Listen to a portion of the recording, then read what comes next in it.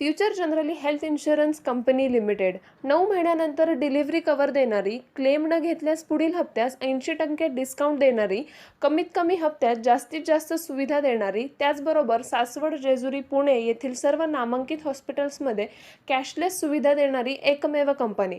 अधिक माहितीसाठी संपर्क शेवते इन्शुरन्स 98 22 32 68 44. नमस्कार, मी प्राध्यापक एन आर जगताप. तुम्ही पाहताय चावडी न्यूज. चावडी न्यूजच्या क्राईम स्टोरी या सदरामध्ये हार्दिक स्वागत. एका टायर मार्कने लागला सुगावा खुनाचा. आजची स्टोरीचं टायटल तुम्ही वाचलंच असेल. आजची जी घटना आहे ही आहे अहमदनगर जिल्ह्यातील. डॉन को पकडणं मुश्किल नाही, नामुमकिन आहे, असा फिल्मी डायलॉग आपण अनेक वेळा ऐकलेला आहे. अभिनेता अमिताभ बच्चनच्या डॉन चित्रपटातला हा डायलॉग तसा खूप फेमस आहे. हा डायलॉग थिएटरमध्ये ऐकल्यानंतर शिट्ट्या, टाळ्या प्रेक्षकांकडून मिळतात.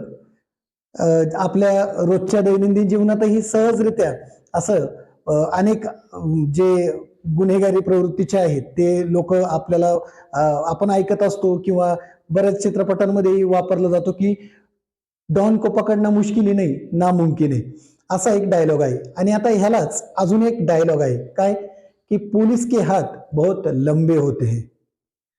तर मित्रांनो, हे दोनही डायलॉग या घटनेशी जुळतील असेच आहे. कारण डॉन को पकडणं मुश्किल नाही, नामुमकिन आहे अशा मानसिकतेतून एक गुन्हा लपवण्यासाठी या गुन्ह्यातील आरोपी यांनी कोणताही पुरावा ठेवला नव्हता. पण पुलिस के हात लंबे होते हे दाखवून देत पोलिसांनी एका टायर मार्कवरून या गुन्हेगारांचा शोध लावलाय आणि त्यांच्या मुसक्या आवळल्यात. चला वळूया आजच्या क्राईम स्टोरीकडे. अहमदनगर जिल्ह्यातील लोणी प्रवरा या ठिकाणी घडलेली ही घटना आहे दिनांक 30 जुलै 2023 रोजी. आता अहमदनगर जिल्ह्यातलं लोणी प्रवरा जे आहे ते लोणी प्रवरा ते तळेगाव दिघे हा जो रोड आहे या रोडवरती गोगलगाव शिवार जे आहे या ठिकाणी एक 45 ते 55 वर्षाच्या अज्ञात इसमाचा मृतदेह पडल्याची खबर पोलिसांना मिळाली. तेथील कुणीतरी खबर पोलिसांना दिली. पोलीस पथक त्या ठिकाणी दाखल झालं.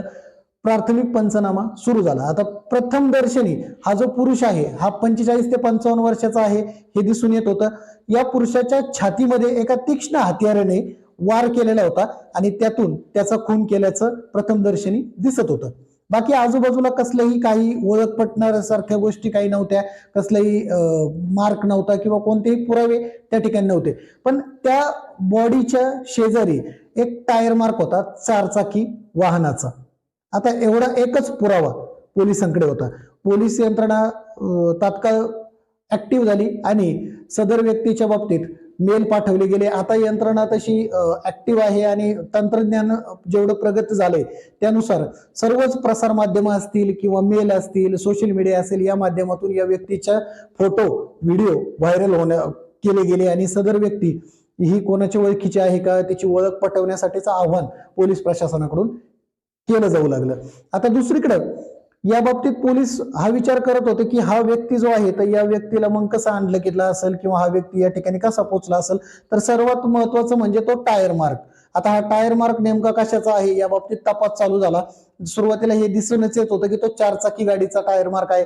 मग ती 4 चाकी गाडी कोणती या बाबतीत देखील तांत्रिक विश्लेषण आणि तांत्रिक तपास सुरू झाला. यानंतर आजूबाजूचं सीसीटीव्ही फुटेज पोलिसांनी ज्यावेळी चेक केलं त्यावेळी आणखी एक पुरावा हाती आला पोलिसांच्या की ज्यावेळी ही घटना घडली त्या घटनेच्या वेळी किंवा ज्या दिवशी ही बॉडी सापडली त्या जे प्रेत आहे ते सापडलं, त्या प्रेत सापडण्याच्या जो वेळ आहे आणि त्या अगोदरची जी रात्र आहे त्या रात्री एका आजूबाजूच्या एका सीसीटीव्ही फुटेजमध्ये असं दिसत होतं की एक पांढऱ्या रंगाची कार आहे आणि ती आली पण स्पीडमध्ये आणि लगेच गेली पण, एवढं त्या फुटेजमध्ये दिसत होतं. आता हे तर दिसलं की टायर मार्क जो आहे तो 4 चाकी गाडीचा आहे. जी 4 चाकी त्यावेळी आलेली आहे, जी संशयित वाटते ती संशयित जी कार आहे ती पांढऱ्या रंगाची आहे, इथपर्यंत माहिती पोलिसांना मिळाली. आता जसे हे मेल इकडे पाठवले गेले होते, त्यानंतर असं एक लक्षात आलं की 29 जुलै 2023ला एक तक्रार दाखल झालेली होती आणि ती होती अहमदनगर मधील तोपखाना पोलीस स्टेशन मध्ये.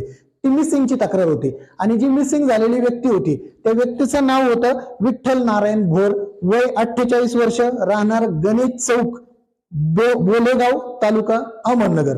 ही व्यक्ती मिसिंग झालेली होती.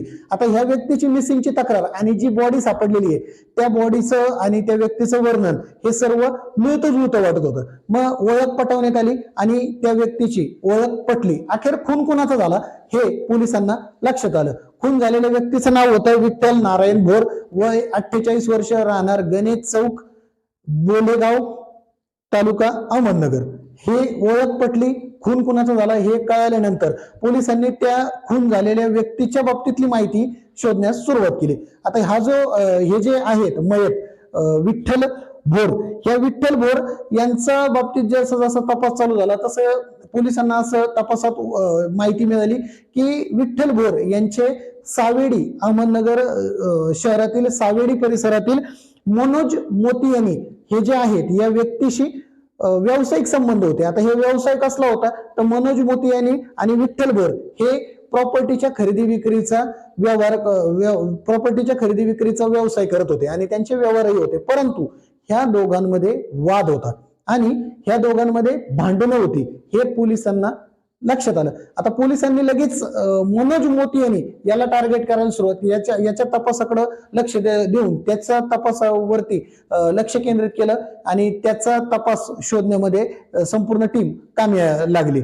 आता मनोज मोतियानीच्या बाबतीत जी माहिती मिळाली तर मनोज मोतियानी कडे अजून एक गोष्ट काय मिळाली, या तिसरा एक क्ल्यू पोलिसांना मिळाला की सुरुवातीला जो टायर मार्क मिळाला, त्यानंतर पांढरी गाडी आणि मनोज मोतियानी याच्याकडे पांढऱ्या रंगाची हुंडाई कंपनीची i20 कार आहे असं पोलिसांच्या तपासात उघड झालं. आता पोलीस तपासामध्ये हे जसं माहिती मिळाली तसं त्यानंतर अजून एक काय माहिती मिळाली की पोलिसांना असं समजलं की हा जो मनोज मोतियानी आहे हा त्याची पांढऱ्या रंगाची i20 कार घेऊन त्याच्यासोबत त्याचा मित्र जो आहे स्वामी गोसावी हा जो आहे याला घेऊन कुठेतरी बाहेरगावी निघून गेलेला आहे असं त्यांना प्रथमदर्शनी कळलं.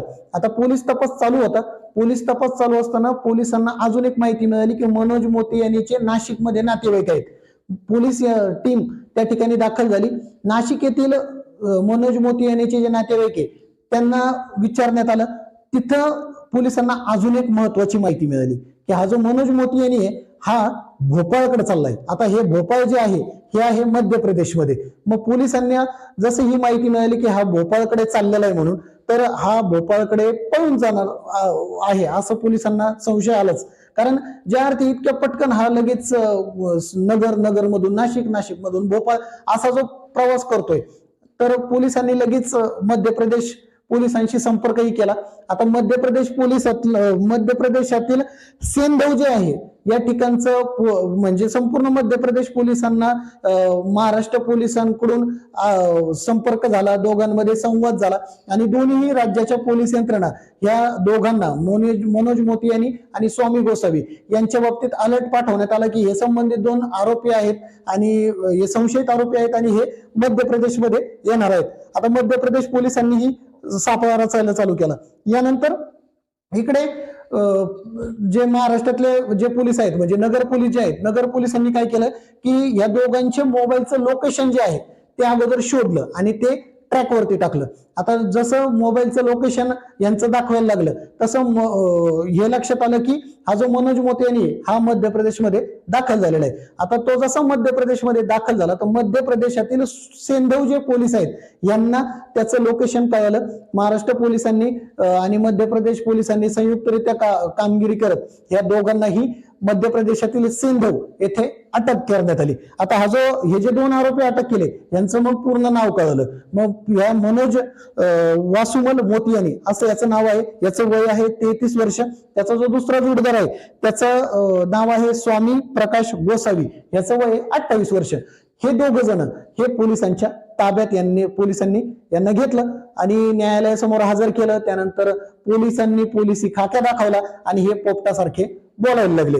मग यांनी जी माहिती दिली ती अत्यंत धक्कादायक आहे की ह्या दोघांनी मुळात कबुली दिली की त्यांनी विठ्ठल भोर जे आहे याचा खून केलेला आहे आणि विठ्ठल भोर याचा खून हा कशा पद्धतीने झाला किंवा काय झाला याबाबत जी माहिती उघड झाली ती जी माहिती होती ती समोर आल्यानंतर असं निदर्शनास आलं की 29 जुलै 2023 रोजी हा मनोज मोती यांनी स्वामी गोसावी आणि विठ्ठल भोर हे तिघ जण मनोज मोती यांनी याच्या I-20 जी पांढऱ्या रंगाची कार आहे यामध्ये चाललेले होते आणि त्या प्रवासादरम्यान यांच्यामध्ये वाद झाला. आता ह्या तिघांमध्ये वाद झाल्यानंतर रागाच्या भरात मनोज मोती यांनी स्क्रूड्रायव्हर जो होता गाडीतला त्याने विठ्ठल भोरच्या छातीमध्ये तो खुपसला, भोसकला आणि त्या भोकसल्याने मनोज मोती यांच्या हातातून ते कृत्य घडलं. आता विठ्ठल भोर जो आहे याचा खून केला यांनी, पण आता याची जी बॉडी आहे ती जवळ नको कुठं हे करायला म्हणून यांनी काय केलं, लोणी दिघे तळेगाव दिघे हे जो परिसर आहे या ठिकाणी जे लोणी प्रवराच्या तिथला जो पेट्रोल पंप आहे त्या गोगलगाव शिवारातला त्या ठिकाणी त्याची हे जे विठ्ठल भोर याचं प्रेत टाकलं आणि तेथून पोबारा केला. आता हे इतके बिंदास होते की यांना माहिती होतं की त्यांनी सर्व ते त्याच्याकडचे जे ओळख पटवण्यासारख्या ज्या गोष्टी आहेत त्या सर्व काढून घेतलेल्या होत्या. कसलाही मार्क त्या ठिकाणी नव्हता, कसलाही पुरावा नव्हता, त्यामुळे हे अगदी बिंदास होते आणि यांचा प्लॅन काय होता की भोपाळला निघून जायचं, फरार व्हायचं, म्हणजे आपण महाराष्ट्र पोलिसांना सापडत नाही. परंतु नेमकं घडलं काय की जो टायर मार्क आहे त्यावरून मात्र अहमदनगर पोलिसांनी केलेली कौतुकास्पद कामगिरी याचं संपूर्ण राज्यातून मोठ्या प्रमाणात कौतुक देखील झालं. आता या मनोज मोती यांनी जो आहे ह्याच्या बाबतीत देखील पोलिसांना अजून एक माहिती काय झाली उघड की तपासामध्ये ही माहिती समोर आली ती अत्यंत धक्कादायक होती.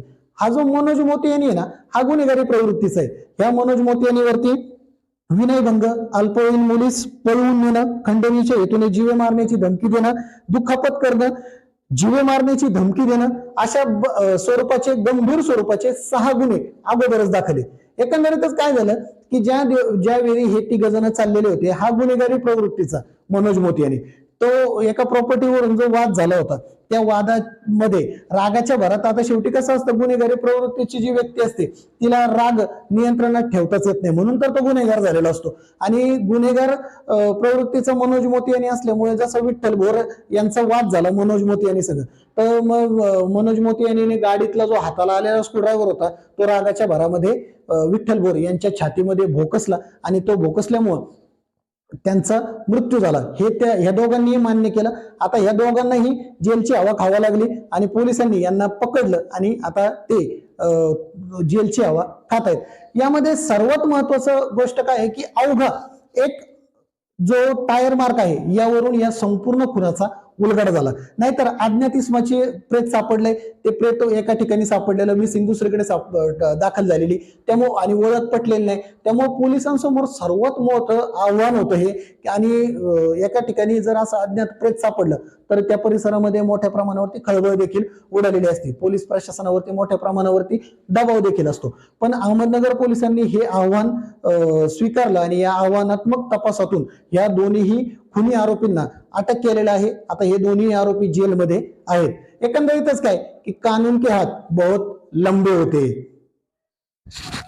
तर मित्रांनो हा जो व्हिडिओ आहे या व्हिडिओमध्ये असंच दिसतंय की डॉन को पकडणं मुश्किल नाही नामुमकिन आहे असं जरी असलं तरी देखील पोलीस के हात बहुत लंबे होते आणि पोलिसांनी हे करून दाखवलं. हा गुन्हा अखेर या गुन्ह्याचा तपास पूर्ण झाला, आरोपींना अटक झालेली आहे आणि जो गुन्हा घडला या गुन्ह्याचा संपूर्ण तपास पूर्ण झालेला आहे. तर मित्रांनो आजची जी स्टोरी आहे ती तुम्हाला कशी वाटली या मला कमेंटमध्ये नक्की कळवा. व्हिडिओ आवडल्यास लाईक करा, शेअर करा. चावडी न्यूज या आपल्या चॅनलला सबस्क्राईब करायला विसरू नका. चॅनलला सबस्क्राईब करण्यासाठी व्हिडिओ खालील सबस्क्राईब बटनवरती क्लिक करा व नंतर येणाऱ्या बेल आयकॉनला प्रेस करायला विसरू नका. धन्यवाद.